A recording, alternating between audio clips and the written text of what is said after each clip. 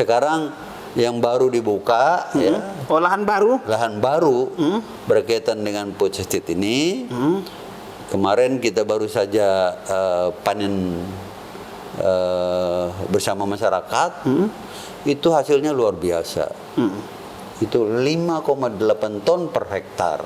Tinggi Pak. Dan kita melihat sudah bisa 2 kali tanam 1 tahun.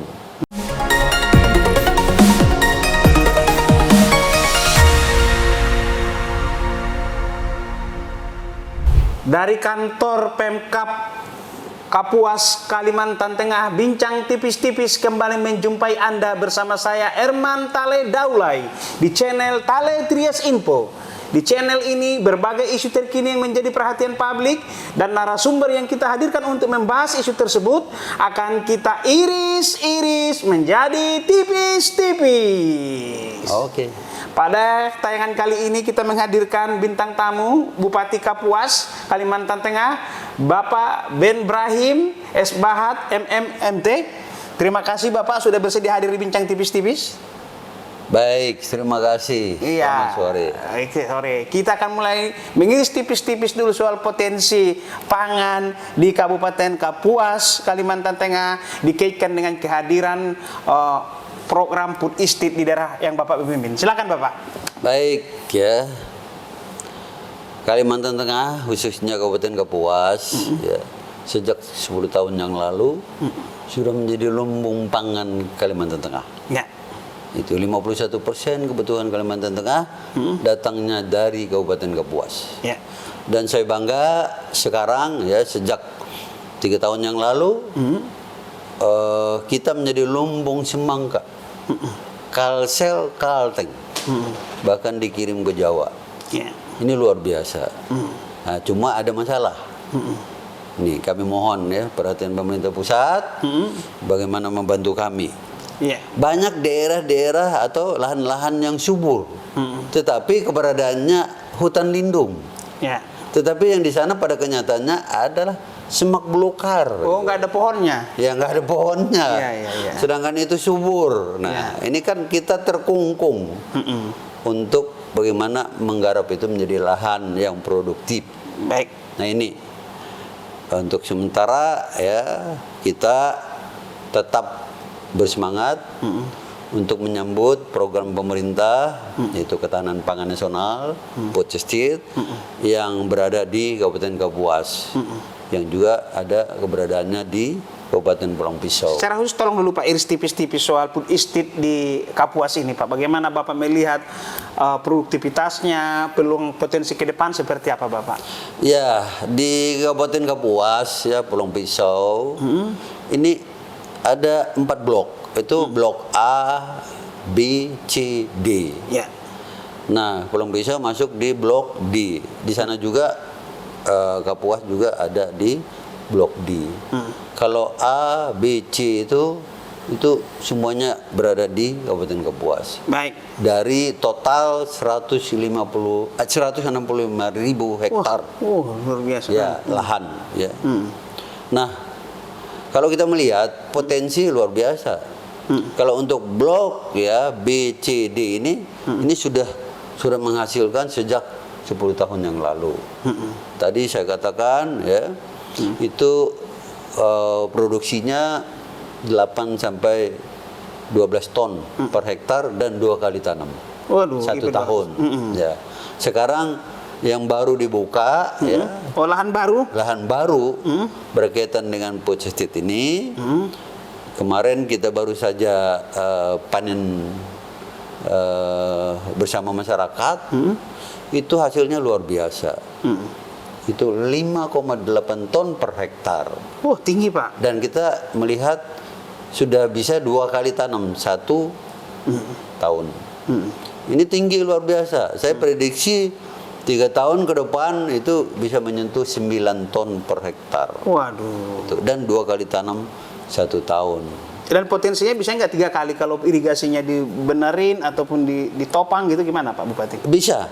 Bisa ya? Satu ya tadi tata airnya. Kedua ya pupuk. dan alsintannya. Oh, alsintan. Bisa, ya. Ini ada daerah tertentu yang 3 kali tanam dan produksinya 9 sampai 10 ton per hektar. Itu di daerah Kecamatan Bataguh namanya. Itu di Blok D. Itu luar biasa. Animo petani Pak dengan kehadiran Food Estate ini gimana Pak? Baik dari sisi ekonomi, semangat berbudidaya gimana Pak Bupati? Luar biasa. Yang dulunya mereka ya pada pergi meninggalkan wilayah mereka, desa mereka, ya itu sekarang pada berbondong-bondong kembali lagi untuk mengolah lahannya, kan, karena semuanya tersedia, ya. Artinya tata airnya, kemudian alsintannya, semuanya bantuan dari pusat. Before dan after udah bisa nggak Bapak gambarkan dulu Pak? Before Iya. dan after dengan Food Estate ini. Kalau sebelumnya ya banyak lahan-lahan tidur, Oh iya Pak Bupati. ya, dan di situ menjadi biang karhutla, kebakaran hutan dan lahan. Oh yang asap-asap di Kalteng sih ya. Iya Pak Bupati. Iya. Nah, setelah itu ya menjadi program Food Estate ini dibuka ini satu ya. Para petani kita ya kembali lagi ke desa-desa mereka. Kedua, ya sudah tentu tidak ada lagi kebakaran hutan dan lahan karena ini ya padi semua. Iya Pak Bupati. Ya, jadi ya peningkatan ekonomi yang terjadi. Nah ini luar biasa. Saya melihat ya. Oke. Berarti dari segi supaya kan udah ada hamparan luas nih Pak Bupati, supaya dia ada namanya terpadu. Jangan hanya padi, bisa juga ke situ ternak, hortikultura, sayur mayur, kelapa, itu gimana Pak Bupati? Baik ya, ini sudah kelihatan ya. Apa yang diharapkan oleh Bapak tadi ya. Artinya pertanian terpadu. Ya. Dalam arti luas. Ada peternakan, ya. Kemudian juga sayur mayur, usaha perikanan. Oh, mina padi ada juga ya Pak Bupati? Ya, perikanan luar biasa di Kabupaten Ngoboh ini. Perikanan tangkap, perikanan budidaya luar biasa. Kita sudah mengirim ke Banjarmasin, mengirim ke Palangkaraya, ke beberapa kabupaten di Kalimantan Tengah. Khususnya ikan patin dan ikan-ikan yang lainnya. Ini juga ya luar biasa potensinya. Dan sayur mayur Kapuas ini ya tidak asing lagi, yaitu ya mensuplai ke Kalsel dan juga ke Palangkaraya. Oh, Kapuas. Ya, jadi ada 2 kecamatan yang saya anggap sebagai lumbung sayur mayur yang luar biasa. Yaitu Kecamatan Pulau Petak, juga Kecamatan Dedahu. Waduh, soal pangan Ya. Pak. Bagaimana Bapak menjawab nada miring ataupun suara-suara secara nasional mengatakan katanya Food Estate itu produktivitas rendah, nggak visible ataupun gagal lah bahasa singkatnya. Gimana Bapak menjawab itu? Baik, tadi sudah saya katakan bahwa blok B, C, D itu ya sejak 10 tahun yang lalu sudah menghasilkan 2 kali tanam rata-rata 9 sampai 12 ton per hektar. Ya. Itu kita bicara kan. Fakta itu aja menjawabnya. Ya, itu menjawab. Dan ini kan apalagi dengan bantuan dari beberapa kementerian terpadu kan, dari pusat yang tadi tata airnya kurang bagus, ini dibagusin. Ya, Pak Begitu juga alsintan dan lain-lain. Ini pasti akan ya yang kita harapkan 3 kali tanam 1 tahun. Produksinya meningkat. Tidak hanya 10 ton lagi, mungkin 12 ton. Ini bisa terjadi ya. Ini nah, kemudian di blok A. Ya.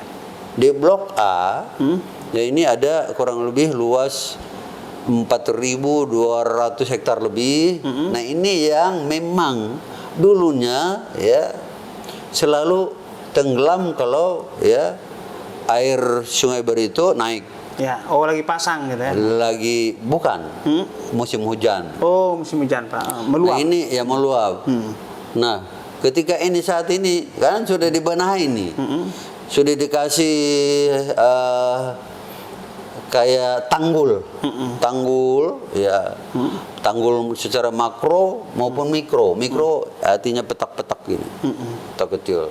Kemudian yang makronya sudah bagus. Yang tadi yang saya sampaikan, ya, di lahan yang tadi dikatakan tidak menghasilkan karena sudah tata airnya sudah bagus diatur, ya, kemudian pupuk.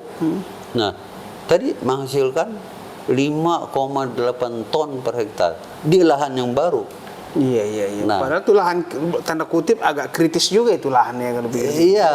Apalagi lahan yang apalagi udah nanti bagus. ya, apalagi nanti ya ini kan nanti diolah ya, nanti dengan pupuk dan lain sebagainya. Saya yakin dan percaya ini nanti suatu saat bisa 3 kali tanam dalam 1 tahun dan hasil mungkin ya tadi 10 sampai 12 ton per hektar.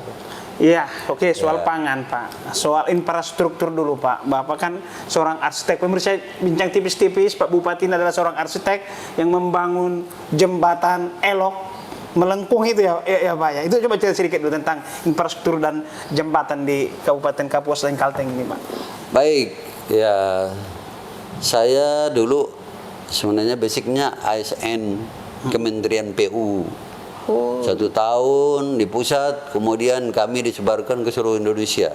Kebetulan saya pulang kampung lah ke Kalimantan Tengah. Iya, Pak Bupati. Jadi saya tugas ya, di Dinas PU Provinsi Kalimantan Tengah dan ikut berkecimpung untuk membuka keterisolasian di Kalimantan Tengah. Saat itu jalan, ya saya ingat betul, jalan hanya ada dari Palangkaraya ke Tangkiling saja. Ke Sampit belum ada itu. Ke Kosongan juga belum ada. Apalagi ke Kapuas, apalagi ke Barito. Jadi Palangkaraya itu memang betul-betul terkungkung. Nah, jadi saya ikut ini ya juga membangun jembatannya. Nah, jembatan pertama di Indonesia yang melengkung ini itu jembatan Sungai Kahayan di tengah kota Palangkaraya. Iya. Kebetulan saya pimpronya. Nah, dari sanalah cikal bakal ya saya mendapatkan hak paten nasional dan internasional. Kenapa terjadi demikian? Ya, karena kita kesulitan memasang yang melengkung ini.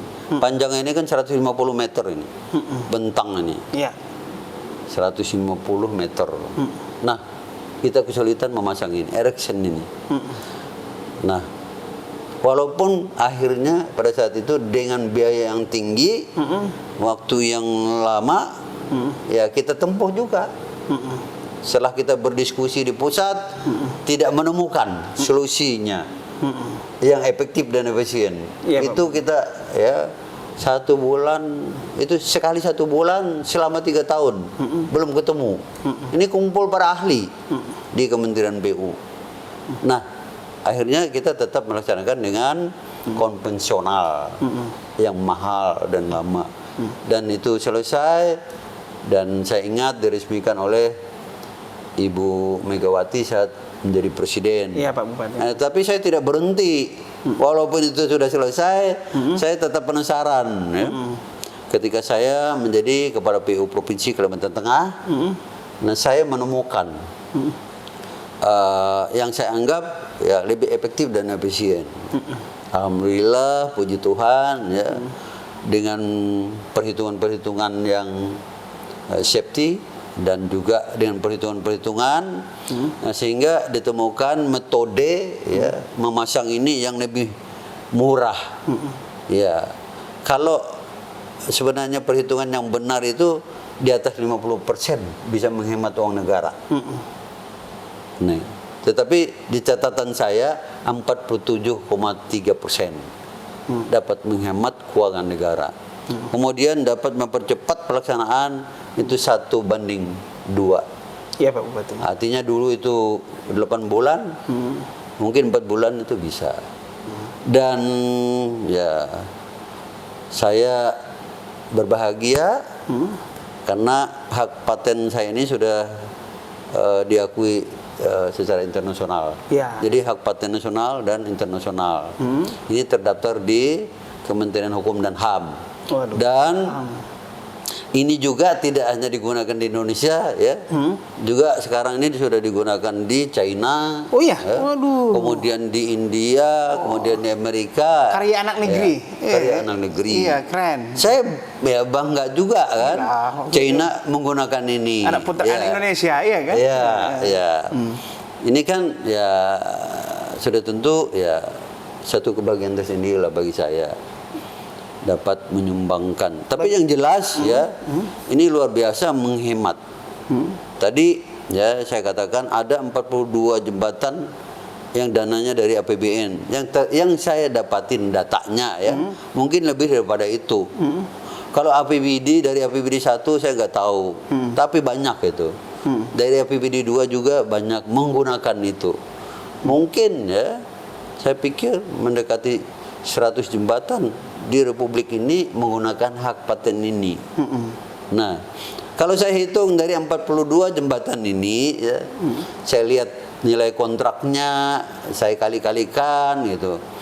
Ya, hak paten ini menghemat kurang lebih 560 miliar. Waduh, Uang negara yang terhematkan karena menggunakan ini. Pak. Belum kita berbicara waktu. Iya. Ya, artinya dia bisa menghemat pengabdian lebih Bapak cepat. lah, iya. Artinya ya cepat juga digunakan oleh masyarakat, Iya. oleh kegiatan ekonomi dan seterusnya. Sumbangsi untuk negeri ya, Pak. Ya, Sumbangsi untuk negeri. sumbangsi untuk negeri. Bagaimana, kan Bapak punya naluri infrastruktur. Saya ingin mengiris tipis-tipis bagaimana agar infrastruktur ini menuju sentra-sentra produksi di desa-desa di Kapuas ini, sehingga arus barang dari produsen ke konsumen berjalan lancar. Baik ya, ketika saya ditugaskan menjadi pelayan di Kabupaten Kapuas pelayan ini, ya, Pak, ya, ya bukan jadi pelayan pemimpin. 2013 ya. Itu 17 kecamatan ini hanya 4 kecamatan yang bisa dijangkau lewat darat dengan mobil. Ada 13 lagi yang nggak bisa dilalui Iya, bermotor. ada 13 lagi. Waduh, tantangan. Dan 10 tahun alhamdulillah, lagi. puji Tuhan, sekarang 17 kecamatan ini sudah bisa dijangkau dengan mobil. Jadi tinggal Sudah terbuka. Udah habis. udah selesai semua. Sudah selesai semua. Tetapi ya tidak aspal semua. Ya, yang penting sudah Yang bisa penting dilalui kendaraan bermotor. fungsional. Arus barang, angkat-angkat pertanyaan ya, udah bisa. Iya. Aduh. Kegiatan pemerintahan, kemudian pelayanan kepada masyarakat, arus barang masuk keluar udah bisa digunakan. Soal SDM Bapak? Ya, itu.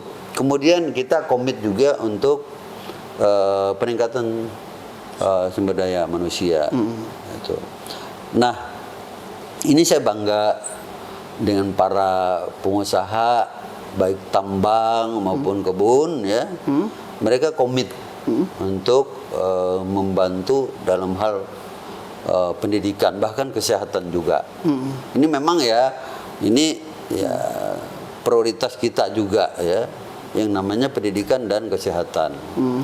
Jadi kalau bapak-bapak satu saat ada waktu, ya saya akan membawa bapak-bapak ya, nanti banyak sekolah-sekolah setingkat SLTA, SMK, ya, SMA yang dibangun di luar ibu kota kecamatan, di desa yang jauh dari ibu kota, tapi dekat tambang.